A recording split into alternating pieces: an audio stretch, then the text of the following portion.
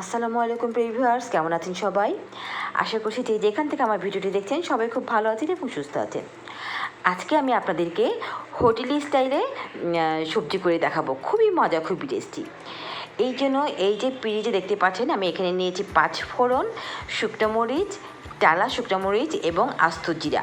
প্রথমে আমি fry pan দিয়ে দিয়েছিলাম তেল, পেঁয়াজ এবং 2 টুকরো তেজপাতা, 2 টুকরো দারচিনি দিয়ে ভালো করে নেড়ে দিচ্ছি। আমি এই 5 ফোড়নে খুব সুন্দর ফ্লেভার আসবে তেলের মধ্যে ভাজার পর।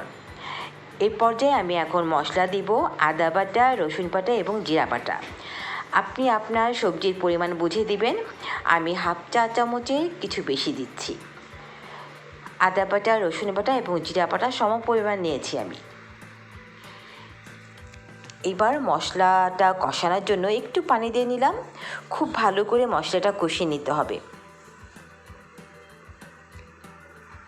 এই সবজিটা ভাত দিয়ে তো খুবই মজা, রুটি, পরাটা, নান সব কিছু দিয়েই খুব মজা লাগে। আর যে বাচ্চারা সবজি খেতে চায় না, এভাবেই রান্না করে দেবেন, দেখবেন খুব মজা করে খাবে। তো এই পর্যায়ে আমি একটু হলুদি গুঁড়ো আর একটু মরিচের গুঁড়ো দিলাম, আর দিলাম কাঁচামরিচ। এখানে আমি 2 রকম মরিচই ব্যবহার করেছি, শুকনো মরিচ এবং কাঁচামরিচ। একটু ঝাল ঝাল হবে, আর মরিচটা আপনি আপনার ইচ্ছে মতো দিবেন। এই পর্যায়ে মশলাটা কষানো হয়ে গেছে, এখন আমি সবজিগুলো দিয়ে দিব। আমি আমার পছন্দের সবজিগুলো নিয়েছি।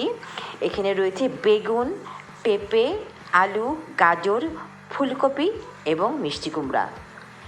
আপনি আপনার পছন্দের মতো সবজিগুলো নিয়ে নেবেন।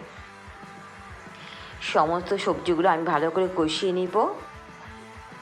মশলার সাথে খুব ভালো করে মেশাতে হবে।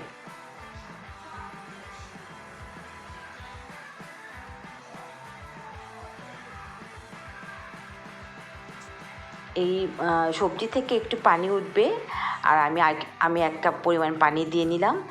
ব্যাস, এবার একটু নেড়ে চেড়ে ঢেকে দিব।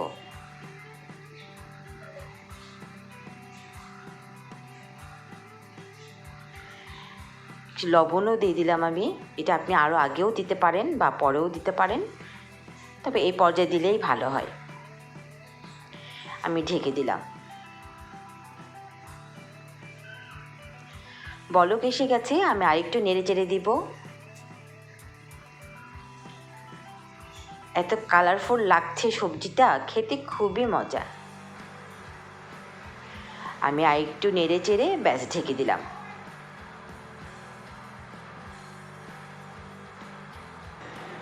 দেখতেই পাচ্ছেন কতটা কালারফুল হয়েছে। নামানোর আগে আমি একটু কাঁচামরিচ ভেঙে দিলাম। ব্যাস হয়ে গেছে, আমি এখন বাটিতে বেরিয়ে নিচ্ছি।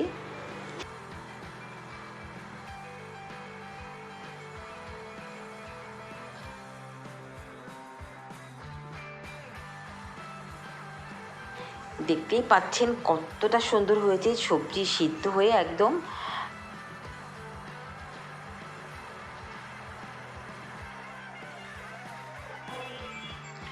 ভিউয়ার্স, আশা করছি আজকে এই সহজ রেসিপিটা আপনাদের ভালো লেগেছে। ভালো লেগে থাকলে অবশ্যই আমাকে কমেন্টস করে জানাবেন, আর প্লিজ আমার চ্যানেলটিকে সাবস্ক্রাইব করে দিবেন। আর তাহলে এই পর্যন্তই। আপনারা সবাই ভালো থাকেন, সুস্থ থাকেন। আল্লাহ হাফেজ।